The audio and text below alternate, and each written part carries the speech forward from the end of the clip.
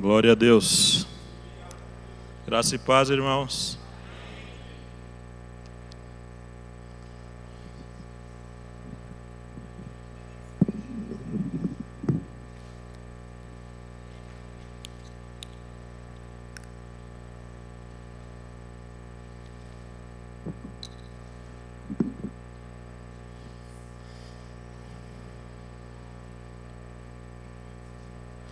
Deus verdadeiramente trabalha no meio dos louvores do seu povo, né?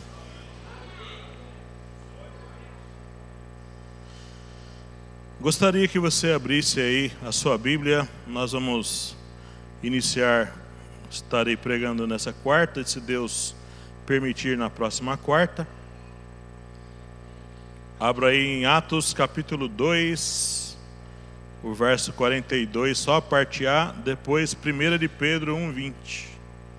Atos 2, versículo 42, só o início do versículo, e depois 1 de Pedro 1:20. Atos 2, 42, só o início do versículo, diz assim: e perseveravam na doutrina dos apóstolos. E perseveravam na doutrina dos apóstolos.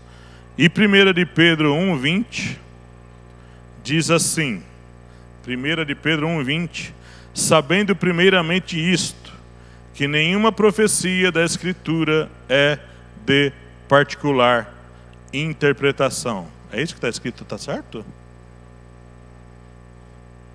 Será que eu citei o texto errado? 1 de Pedro 1:20.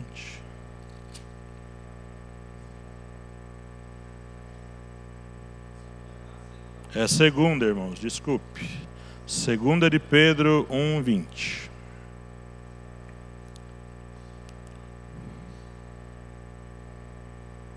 Sabendo primeiramente isto, que nenhuma profecia da Escritura é de particular interpretação. Pai querido, eu te louvo por tudo que já fizemos aqui. Pai, nós queremos te louvar, Senhor, te bendizer por todas as suas maravilhas, te engrandecer por tudo que o Senhor faz em nossas vidas. Isso não é obra de homem, Senhor, é obra do Senhor. Pai, nessa noite eu quero pedir ao Senhor que o Senhor venha trazer lucidez, clareza, entendimento, sabedoria, revelação da Tua Palavra para as nossas vidas, Senhor. Nós precisamos e nós pedimos isso em nome de Jesus Cristo. Amém. Na verdade, o que tem acontecido em muitos anos, em muitos séculos, é que a igreja, de uma certa forma, constituída nas suas diversas denominações, a igreja deixou um pouco de lado, aliás, muito de lado, a interpretação correta dos textos bíblicos. E nós hoje somos muitas vezes ensinados de uma maneira às vezes incorreta, não por culpa às vezes nossa, mas por culpa que muitas vezes nós não vamos atrás para buscar o entendimento correto das Escrituras. E nós acabamos aprendendo errado e ensinando errado também.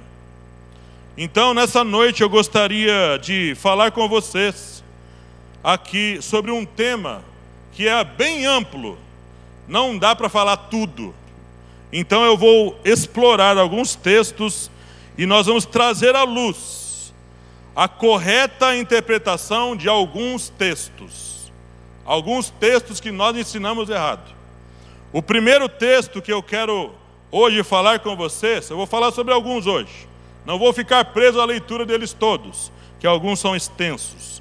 Mateus 18, verso 15 até o verso 20.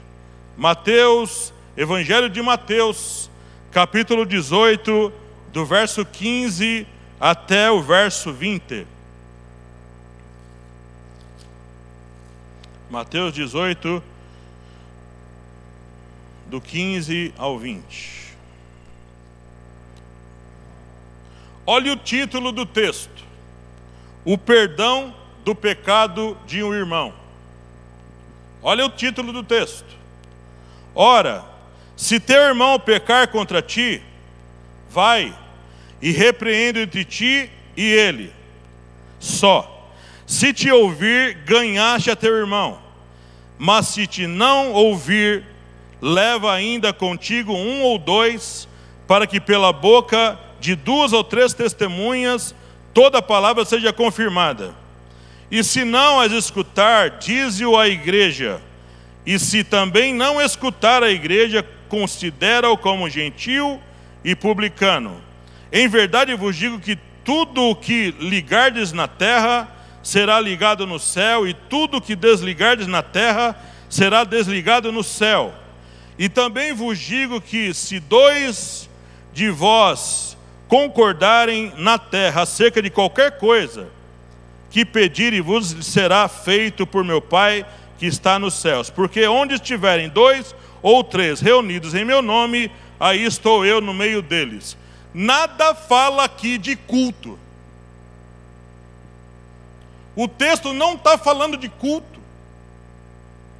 O texto está falando aqui, irmãos queridos, de juízo, de acerto de demandas, de problemas entre irmãos.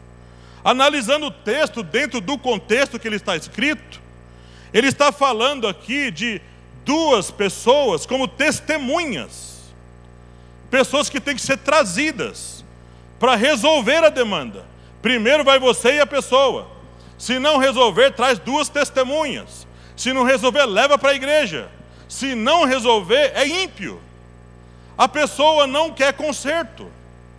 E aí então o que acontece? A igreja, aí num estado de igreja, trazer esse assunto para a igreja tem poder de desligar e ligar.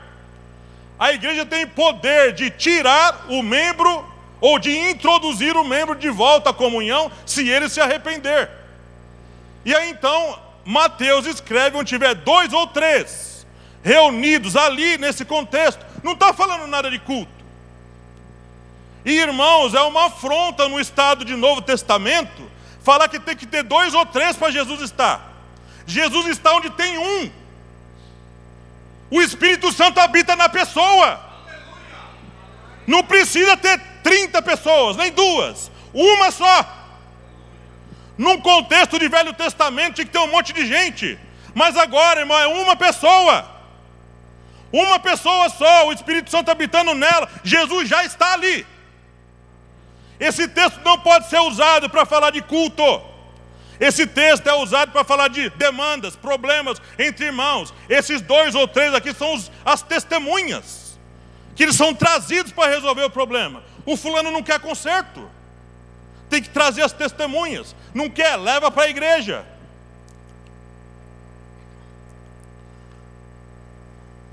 E nós muitas vezes, inclusive eu, tenho ensinado errado.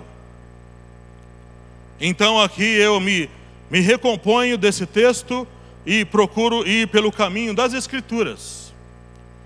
Irmãos, se a igreja não for dirigida pelas Escrituras, a igreja está perdida. Se os pastores não pregarem a Bíblia direito, a igreja vai entrar para o caminho errado. A igreja vai entrar pela apostasia, vai entrar pelo engano, pela heresia, vai se perder. Mateus 7, vamos para outro assunto. Mateus 7, verso 1. Mateus capítulo 7, versículo 1. Mateus capítulo 7, versículo 1. Não julgueis, para que não sejais julgados. E aí então nós falamos, não pode julgar ninguém. Você não tem direito de julgar ninguém. Olha a continuidade do texto. Porque com o juízo com que julgardes, sereis julgados. E com a medida com que tiver medido, se hão de medir a vós. E porque reparas tu no argueiro que está no olho do teu irmão, e não vês a trave que está no teu olho? O que Jesus está falando aqui? Ele está falando de julgamento precipitado, baseado em injustiça, baseado em cegueira, baseado em loucura, você não tem informações, você não sabe o que está acontecendo, e você vai e determina juízos precipitados sobre as pessoas. Como o Senhor confirma isso? 1 Coríntios capítulo 5. 1 Coríntios capítulo 5. Olha só o que o apóstolo Paulo fala. Primeira epístola aos Coríntios, capítulo 5. O que estava acontecendo aqui? Vamos falar rapidamente. Geralmente se ouve que há entre vós fornicação, e fornicação tal, que nem ainda entre os gentios como é haver quem abuse da mulher de seu pai. Houve um problema na igreja de Corinto, que um irmão lá estava tendo relação com a mulher do pai dele. Alguns dizem que uma espécie de madrasta, não há confirmação sobre isso. Mas havia ali naquela casa alguns membros da igreja que estavam praticando incesto. Incesto é a relação sexual entre parentes. Então Paulo, ele, num conselho ali diante da igreja, ele manda carta, e lá no finalzinho ele fala assim no versículo 10. Isso não quer dizer absolutamente com os devassos deste mundo, ou com os avarentos, ou com os roubadores, ou com os idólatras, porque então vos seria necessário sair do mundo. Mas agora escrevi que não vos associeis com aquele que, dizendo-se irmão, for devasso, ou avarento, ou idólatra, ou maldizente, ou beberrão, ou roubador, com o tal, nem ainda comais, porque que tenho eu que julgar também os que estão de fora? Não julgais vós os que estão de dentro, mas Deus julga os que estão de fora. Tirai, pois, dentre vós a esse iníquo. Por que tinha que julgar a situação? Capítulo 6, olha em seguida, olha o que ele fala. Ousa algum de vós, tendo algum negócio contra outro, ir a juízo perante os ímpios, injustos, e não perante os santos? Não sabeis vós que os santos hão de julgar o mundo? Ora, se o mundo deve ser julgado por vós, sois porventura indigno de julgar as coisas mínimas? Não sabeis vós que havemos de julgar os anjos, quanto mais as coisas pertencentes a esta vida? Então, se tiverdes negócios em juízo pertencentes a esta vida, pondes na cadeira os que que são de menos estima na igreja. Para vos envergonhar, eu digo: não há, pois, entre vós sábios, nem mesmo um que possa julgar entre seus irmãos. Então, os casos da igreja têm que ser julgados por pessoas da igreja. As demandas da igreja precisam ser trazidas para a igreja. Então, a igreja sim deve executar julgamentos. A igreja sim deve analisar problemas que passam no meio dela, problemas de membros, problemas entre a liderança, coisas que acontecem na igreja, tem que ser trazida para a igreja para julgamento, para se fazer um juízo certo, justo, correto, para que as coisas não virem uma bagunça dentro da igreja. Então, quando Jesus fala não julgueis, ele está falando de problemas injustos, usar de erros, usar de injustiça, de falso testemunho, usar de todas essas coisas para não julgar. Então, o juízo sim deve ser feito pela igreja. E muitas vezes, irmãos queridos, nós fazemos dentro da nossa casa. Os problemas que enfrentamos com os nossos filhos, problemas que eles causam muitas vezes, temos que sentar com eles e exercer juízo sobre eles, julgá-los pelas atitudes que eles fazem, exercer disciplina sobre eles. Então o julgamento de uma maneira correta, feito de maneira decente, sim, deve ser feito. Uma outra coisa aqui que eu quero falar com vocês. Falei aqui da questão do 1 ou 2, do julgamento. Agora eu quero ir para a primeira epístola de João, capítulo 5, o verso 16 até o verso 18. Primeira epístola de João, capítulo 5, do verso 16 até o verso 18.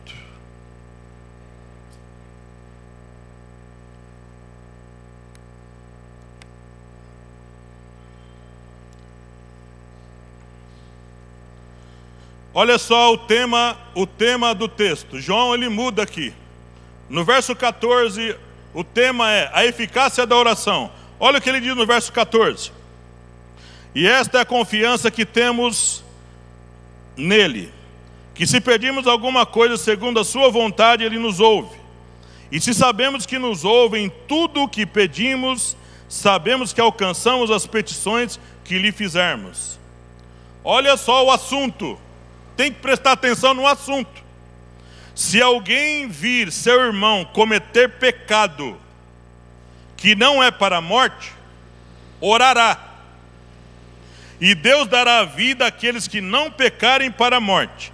Há pecado para a morte, e por esse não digo que ore. Toda iniquidade é pecado, e há pecado que não é para a morte. Sabemos que todo aquele que é nascido de Deus não peca, mas o que de Deus é gerado conserva-se a si mesmo, e o maligno não lhe toca. Ele está falando, todo aquele que é nascido de Deus não peca, pecado para a morte. Ele não está falando de pecados. Há pecados para a morte e há pecados que não são para a morte. Qual a diferença de um e do outro? O que João está falando? O que João está ensinando aqui? Ele está falando que existem pecados que não tem como perdoar.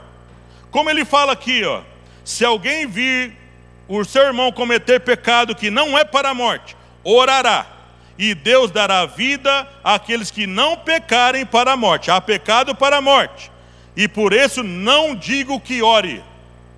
Não tem nem como orar. Não tem oração para perdoar esse tipo de pecado. Aí vem a pergunta: que pecado para a morte é esse, pastor? Qual a associação de 1 João capítulo 5 com 1 João capítulo 1, verso 8 e verso 10? 1 João capítulo 1, do verso 8 ao verso 10. Olha só o que ele está falando aqui. Esse texto não tem relação com 1 João capítulo 5. São assuntos diferentes. Se dissermos que não temos pecado, enganamo-nos a nós mesmos, e não há verdade em nós. Se confessarmos os nossos pecados, Ele é fiel e justo para nos perdoar os pecados e nos purificar de toda injustiça. Se dissermos que não pecamos, fazemo-lo mentiroso, e a palavra dele não está em nós. Irmãos, vamos falar a verdade.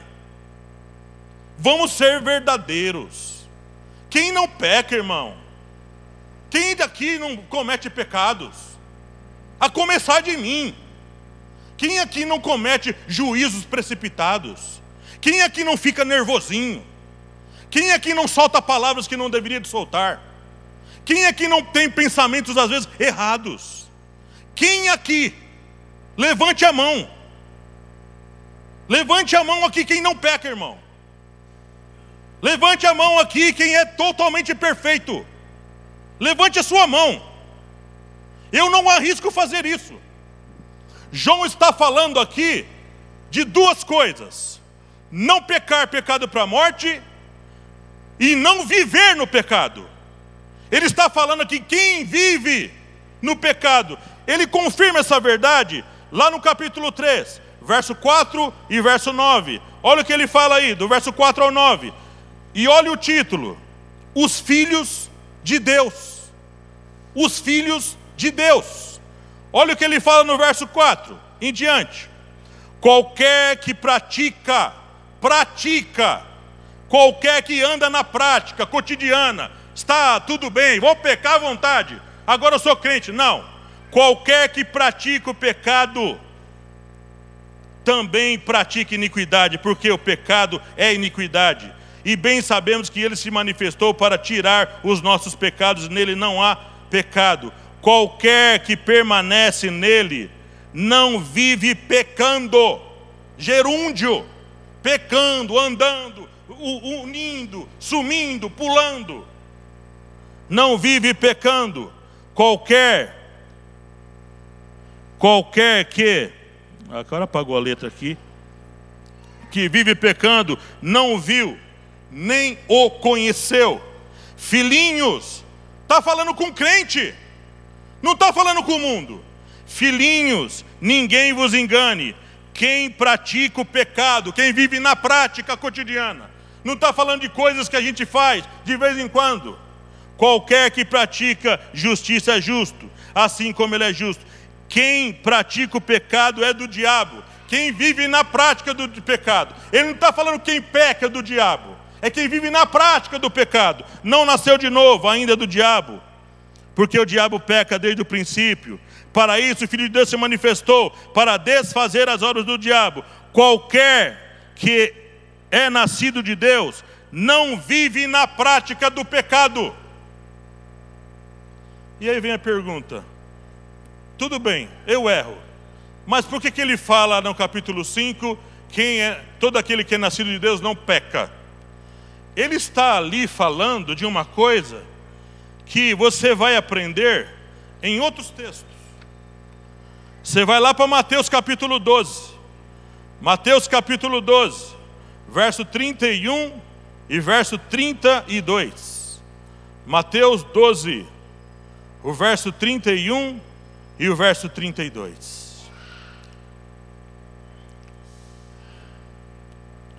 Portanto, eu vos digo, todo pecado e blasfêmia se perdoará aos homens, mas a blasfêmia contra o Espírito não será perdoada aos homens. E se qualquer disser alguma palavra contra o Filho do Homem, ser-lhe-á perdoado. Mas se alguém falar contra o Espírito Santo, não lhe será perdoado, nem nesse século, nem no futuro. Não tem perdão para esse tipo de pecado. Não adianta orar. Mas como eu sei que eu entrei nesse estado?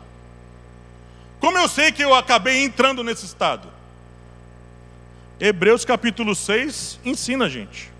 Hebreus 6, do verso 4 ao verso 8. Hebreus capítulo 6, do verso 4 ao 8.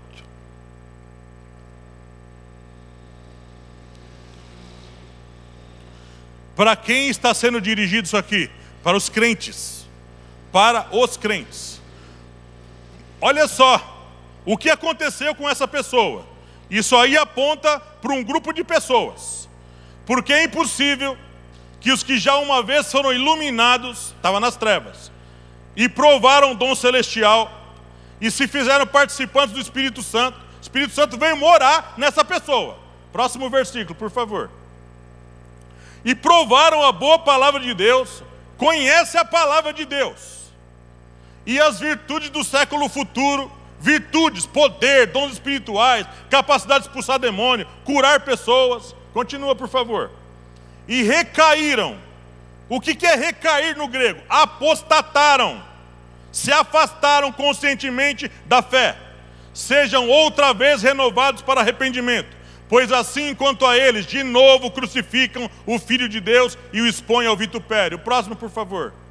Porque a terra que embebe a chuva, que muitas vezes cai sobre ela, e produz erva proveitosa para por quem é lavrada, recebe a bênção de Deus. O que ele significa dizer nessa figura de linguagem do verso 7? A água está caindo na terra, a água está caindo na terra. Deus está abençoando a pessoa. Essa pessoa foi selada com o Espírito de Deus. A pessoa está usufruindo de toda a bênção de Deus. Tem que produzir fruto. Mas a pessoa agora, a água está caindo sobre ela e está produzindo outro tipo de fruto. O que acontece? Essa não está produzindo mais fruto. Está produzindo espinho. Essa será recebe a bênção de Deus quem produz fruto. Mas aquela outra produz espinho, está perto da destruição. Verso 8, por favor. Mas a que produz espinhos e abrolhos é reprovada e perto está da maldição, o seu fim é ser queimada. Então esse tipo de pessoa vai chegar ao ponto que o Espírito de Deus vai sair dela. O Espírito de Deus não vai permanecer nessa pessoa. Foi reprovada, se apostatou da fé, abandonou a fé. Deus não tem compromisso com esse tipo de pessoa. Então, querido irmão, a pessoa que é nascida de Deus não entra por esse caminho. Esses pecados que tem perdão, que você confessa, deixa, se arrepende, até os piores que existem, você ajoelha, pede perdão, se arrepende, Deus perdoa. Esses pecados são chamativos, são iscas do diabo, do mundo, para te levar para esse pecado aí, ó. Você vai mordendo as iscas, vai mordendo as iscas, vai mordendo as iscas. Quando você vê, você virou um apóstata. Você se afastou da fé, você está sem Jesus, perdido, e o seu fim é ser queimado. Isso que quer dizer o texto. Uma outra coisa que nós muitas vezes não aprendemos certo. Salmo 105, versículo 8 em diante. Salmo 105, esse aqui já foi muitas vezes usado para dar carteirada nos irmãos. Salmo 105, versículo 8.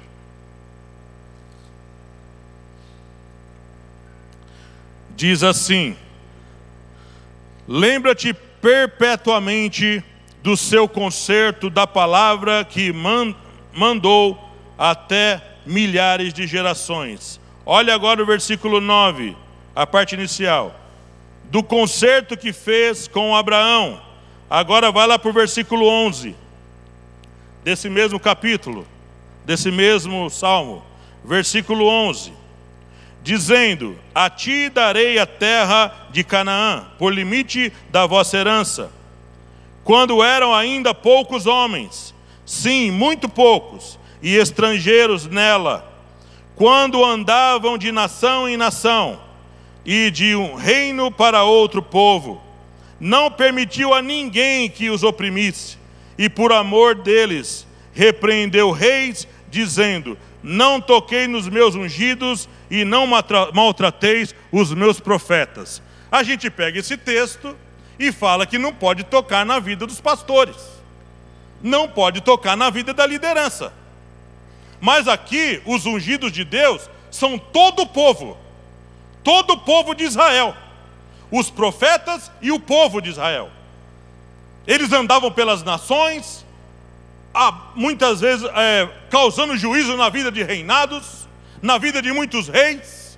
E aí então esse povo guardado por Deus, protegido por Deus, todo esse povo era ungido do Senhor, não somente a liderança. E hoje no Novo Testamento, queridos irmãos, 1 de João capítulo 2, versículo 18 e 20, primeira epístola de João, capítulo 2, versículo 18 e versículo 20, diz assim: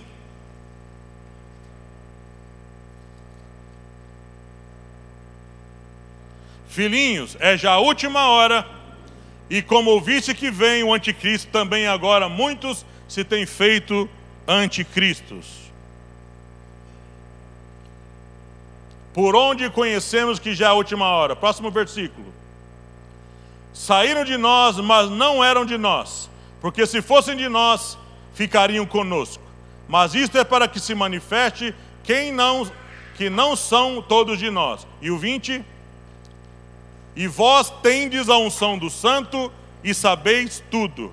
Quem é que é ungido do Senhor hoje em dia? Todos os crentes. Todos os crentes. Todos têm a unção do santo. A presença do Espírito dentro de nós nos deu a unção. A diferença de pessoas para pessoa é evidente, é patente, é nua e crua. Os chamados são diferentes. O pastor Disseu é apóstolo, eu sou pastor. Outro é evangelista, outro é profeta, outro é mestre. Mas isso se chama, é chamado. Agora a unção de Deus, a presença do Espírito Santo de Deus está em todos os crentes que nasceram de novo. Todo mundo que é nascido de Deus tem a unção de Deus, tem a unção do santo. E existem coisas que Deus usa a gente para fazer por nós crermos. Existem dons espirituais e existem coisas que Deus opera por crer. Como o pastor falou domingo aqui, expulsar demônios. E esses sinais seguirão aos que crerem. Ali não fala de liderança. Ou sinais que Deus opera pela fé que nós temos nele. Então todos nós somos ungidos do Senhor.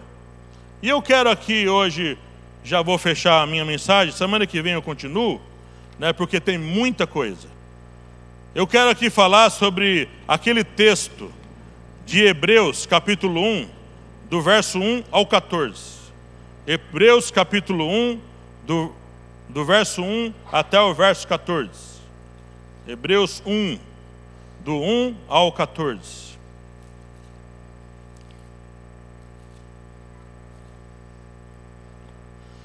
O texto é grande, então eu vou ler só as partes que me interessam.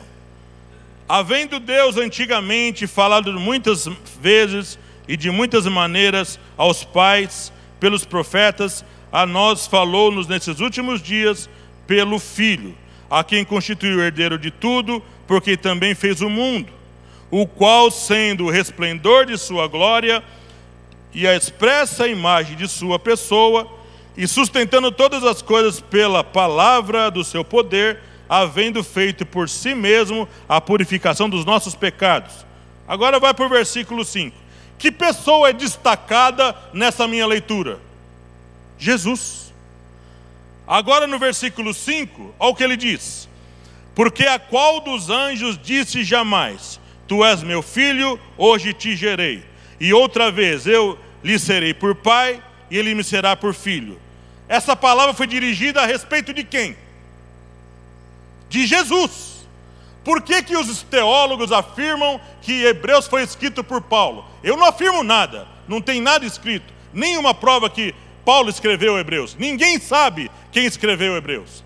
Mas por causa do estilo, pergunta, resposta, pergunta, resposta, pergunta, resposta, é o estilo de Paulo escrever. E aqui ele usa esse estilo, pergunta, resposta.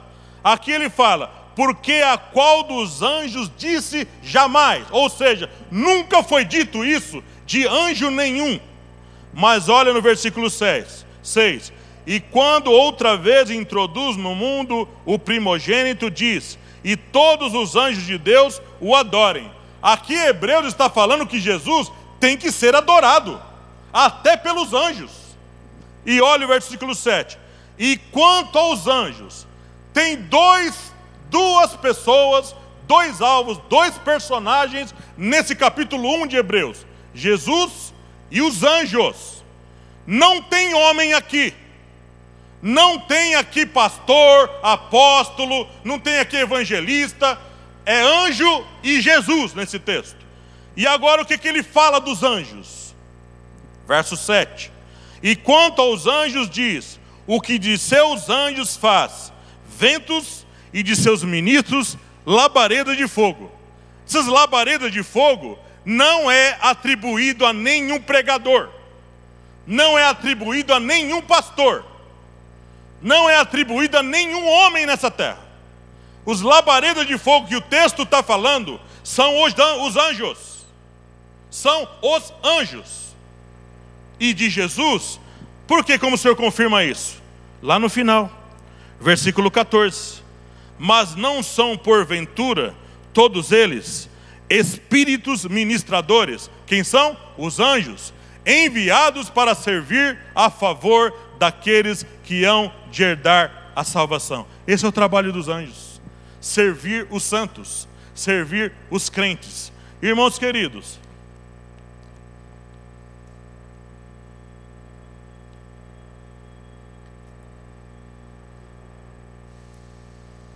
por que esses alinhamentos têm que ser feitos na igreja?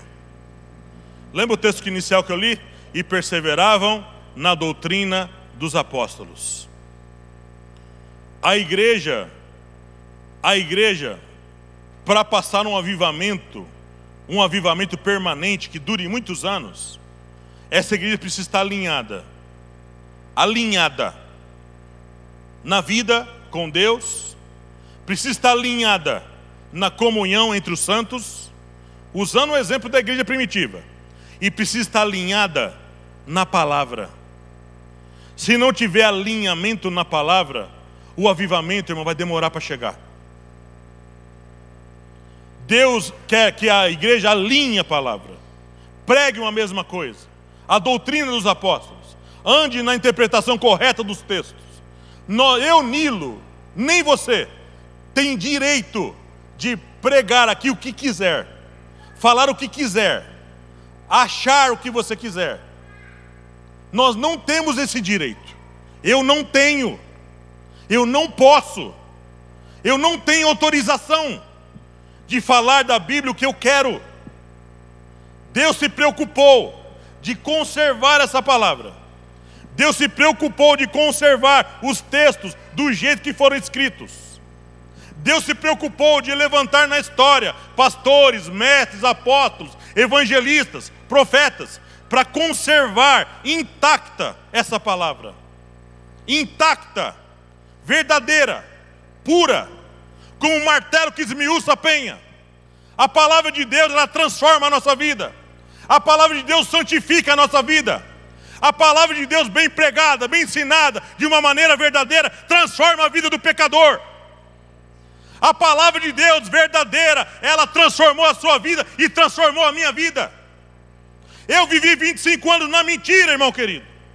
E nós temos que estar na igreja ensinando a verdade, aprendendo a verdade. E isso é o que me chamou a atenção quando eu cheguei nessa igreja. Isso foi a coisa que mais me chamou a atenção quando eu vi aqui pela primeira vez. Eles têm interesse e vontade e querem ensinar a verdade. E assim continua. Deus levantou o pastor de ser, irmã Ruth, levantou outros pastores para ensinar a verdade. E eu quero falar aqui para vocês, Samuel e muitos outros, nós estamos preocupados com isso. E nós estamos trabalhando por isso. Trabalhando para que a igreja ensine a verdade, de uma maneira alinhada, verdadeira, correta. Porque isso vai trazer fruto para nós. Vai atrair o avivamento que Deus vai trazer de cima. O avivamento virá de cima, do jeito que Deus quer, na hora que Ele quer, com as pessoas que Ele quer.